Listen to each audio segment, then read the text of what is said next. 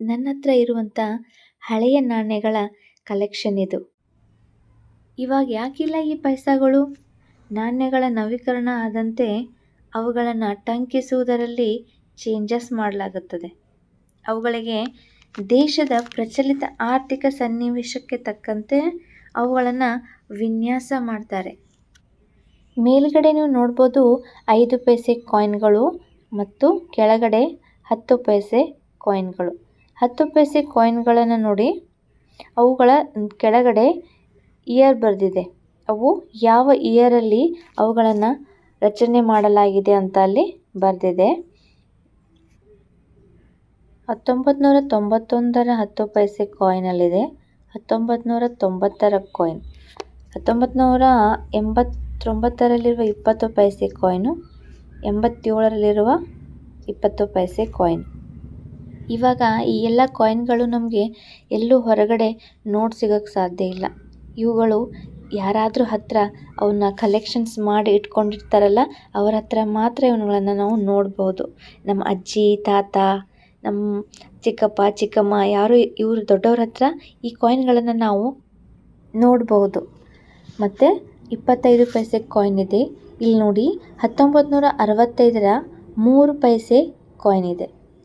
ಭಾರತವು ಸಾರ್ವಭೌಮ ಗಣರಾಜ್ಯವಾದಾಗ, ಅಂದರೆ ಜನವರಿ 26, 1950ರಂದು ಯಾವಾಗ ನಮ್ಮ ಭಾರತವು ಗಣರಾಜ್ಯವಾಯಿತಲ್ಲ, ಮೊದಲ ನಾಣ್ಯವನ್ನು ನಾವು ಸಾರ್ವಭೌಮ ಗಣರಾಜ್ಯದ ನಾಣ್ಯವನ್ನು ನಾವು ಪ್ರತಿನಿಧಿಸಲಾಯಿತು. ಆವಾಗ ಬ್ರಿಟಿಷ್ ರಾಜನ ಭಾವಚಿತ್ರವಿರುವ ನಾಣ್ಯಗಳನ್ನು ತೆಗೆದುಹಾಕಿ ಅಶೋಕನ ಸಿಂಹ ರಾಜಧಾನಿಯಿಂದ ಅದನ್ನು ಬದಲಾವಣೆ ಮಾಡಲಾಯಿತು. 50 ಪೈಸೆ ಕಾಯಿನ್ ಅದು. ಅದರ ಮೇಲೆ ಗ್ರೋ ಮೋರ್ ಫುಡ್ ಅಧಿಕ್ ಅನ್ನ ಉಗಾವೋ ಅಂತ ಬರೆಯಲಾಗಿದೆ. ಅಂದರೆ ಆ ವರ್ಷದ ಎಕನಾಮಿಕ್ ಏನು ಸಿಚುವೇಶನ್ ಇರುತ್ತಲ್ಲ, ಅದನ್ನು ಅವುಗಳ ಮೇಲೆ ಮುದ್ರಿಸಲಾಗಿರುತ್ತದೆ.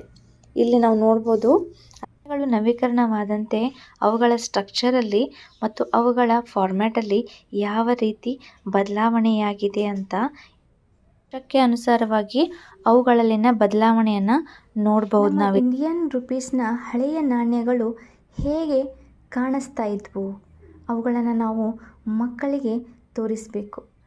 ಯಾವ ರೀತಿ ನಾವು ನಾಣ್ಯಗಳಲ್ಲಿ ಬದಲಾವಣೆಯನ್ನು ಕಾಣ್ತಾ ಬಂದಿದ್ದೀವಿ ಅಂತ. ಇಲ್ಲಿ ನೋಡಿ, 5 ಪೈಸಾ ನಾಣ್ಯಗಳು. ಇವೆಲ್ಲ 5 ಪೈಸಾ ನಾಣ್ಯಗಳು. ಇದರಲ್ಲಿ 2 ಪೈಸಾ ನಾಣ್ಯಗಳು ಎರಡಿವೆ. ಇವೆರಡು 2 ಪೈಸಾ ನಾಣ್ಯಗಳು. ಇಲ್ಲಿ ನೋಡಿ, ಇದು 3 ಪೈಸಾ ನಾಣ್ಯ. 5 ಪೈಸಾ, 10 ಪೈಸಾ, 20 ಪೈಸಾ, ಇಲ್ಲಿ 3 ಪೈಸಾ ಮತ್ತು ಇಲ್ಲಿ 25 ಪೈಸಾ ಮತ್ತು ಇಲ್ಲಿ 50 ಪೈಸಾ. 25 ಪೈಸೆಯನ್ನು ನಾವು ಆವಾಗ 4 ಆಣೆ ಅಂತ ಕರಿತಾ ಇದ್ವಿ ಅಲ್ವಾ? ಮತ್ತು 50 ಪೈಸೆಯನ್ನು ನಾವು 8 ಆಣೆ ಅಂತ ಕರಿತಾ ಇದ್ವಿ. ಇದು 20 ಪೈಸೆ, ಇದು 10 ಪೈಸೆ. 1 ರೂಪಾಯಿ ಮುಖಬೆಲೆಯ ಹಳೆಯ ನೋಟ್ಗಳಿವು. ಕಾಣ್ತಾ ಇದೆಯಲ್ಲ ಇಲ್ಲಿ? ಇದು 1988ರ ನೋಟು. ಇದು 1991ರ ನೋಟು. ಇದು 1969ರಿಂದ 1948ರ 1 ರೂಪಾಯಿಯ ಮುಖಬೆಲೆಯ ನೋಟು. ಇವೆಲ್ಲ ಇವಾಗ ನಮಗೆ ನೋಡೋಕ್ಕೆ ಸಿಗೋದಿಲ್ಲ. 1 ರೂಪಾಯಿ ನೋಟೇ ಇಲ್ಲ ಇವಾಗ. ನೋಟುಗಳ ನವೀಕರಣವನ್ನು ಮಾಡುತ್ತಾ ವರ್ಷದಿಂದ ವರ್ಷಕ್ಕೆ ಹೇಗೆ ನಾಣ್ಯಗಳ ಬದಲಾವಣೆ ಆಗುತ್ತಲ್ಲ, ಆವಾಗ ಅವುಗಳನ್ನು ಮಾರ್ಪಾಟು ಮಾಡ್ತಾರೆ. ಆ ವರ್ಷದ ನಮ್ಮ ಎಕನಾಮಿಕ್ ಏನಿರುತ್ತಲ್ಲ ಸಿಚುವೇಶನ್, ಅದರ ಮೇಲೆ ಈ ಚಿತ್ರಗಳನ್ನು, ಇಲ್ಲಿನ ಚಿತ್ರಗಳಿವೆಲ್ಲ, ಈ ಚಿತ್ರಗಳನ್ನು ಪ್ರಿಂಟ್ ಮಾಡ್ತಾರೆ.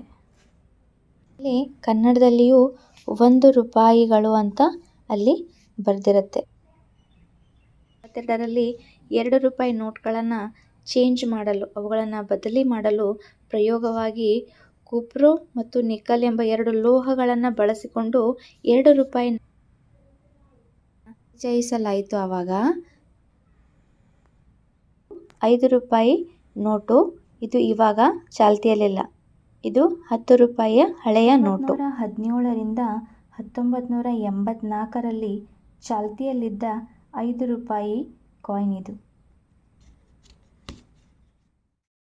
ಇಂದಿರಾ ಗಾಂಧಿಯವರ ಜನನ ಮತ್ತು ಮರಣದ ವರ್ಷವನ್ನು ಮುದ್ರಿಸಿ ಅವರ ಸ್ಮರಣಾರ್ಥವಾಗಿ 5 ರೂಪಾಯಿ ಕಾಯಿನನ್ನು ಇಲ್ಲಿ ಟಂಕಿಸಲಾಗಿದೆ. 1 ರೂಪಾಯಿಯಲ್ಲಿ ಎಷ್ಟು ಪೈಸೆಗಳಿರುತ್ತವೆ ಅಂತ ನೋಡೋಣ. To make 1 rupee, how many paisas in that 1 rupee? ಅಂದರೆ ನಾವು 1 ರೂಪಾಯಿ ನಾಣ್ಯವನ್ನು ತೆಗೆದುಕೊಂಡಾಗ ಅದರಲ್ಲಿ ಎಷ್ಟು ಪೈಸಾಗಳಿವೆ ನಾವಿಲ್ಲಿ ನೋಡ್ಬೋದು. ಇಲ್ಲಿ 10 ಪೈಸೆಯ ಮುಖಬೆಲೆಯ 8 ನಾಣ್ಯಗಳಿವೆ. ಹಾಗೆ 5 ಪೈಸಾ ಮುಖಬೆಲೆಯ ನಾಣ್ಯಗಳು 4 ಇವೆ. ಇವು 4 = 20. 5, 10, 15, 20 ಪೈಸಾ ಆಯಿತು.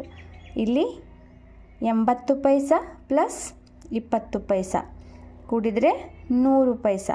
100 ಪೈಸಾ ಕೂಡಿದಾಗ ಮಾತ್ರ ಅದು 1 ರೂಪಾಯಿ, 1 ರೂಪಾಯಿ ಆಗತ್ತೆ. ಅದೇ ಥರ ಇಲ್ಲಿ 1 ರೂಪಾಯಿ ಆಗಬೇಕಾದ್ರೆ ಎಷ್ಟು ನಾಣ್ಯಗಳು, ಎಷ್ಟು ಪೈಸಾಗಳು ಕೂಡ್ತವೆ ಅಂದರೆ 20 ಪೈಸೆಯ, ಇಲ್ಲಿ ನನ್ನ ಹತ್ರ 20 ಪೈಸೆಯ 3 ನಾಣ್ಯಗಳಿವೆ ಹಾಗೂ 10 ಪೈಸೆಯ 4 ನಾಣ್ಯಗಳಿವೆ. ಇವುಗಳನ್ನು ನಾವು ಕೂಡಿಸಿದಾಗ 100 ಪೈಸೆ ಅದು ಆಗಬೇಕು. ಆವಾಗ ಅದೇನಾಗತ್ತೆ, 1 ರೂಪಿ ಆಗತ್ತೆ. 50 ಪೈಸೆ 2 ನಾಣ್ಯಗಳು ಕೂಡಿದಾಗ 1 ರೂಪಾಯಿ ಆಗತ್ತೆ. 25 ಪೈಸೆಯ 8 ನಾಣ್ಯಗಳು ಕೂಡಿದಾಗ ಅಲ್ಲಿ 1 ರೂಪಾಯಿ ಆಗುತ್ತದೆ.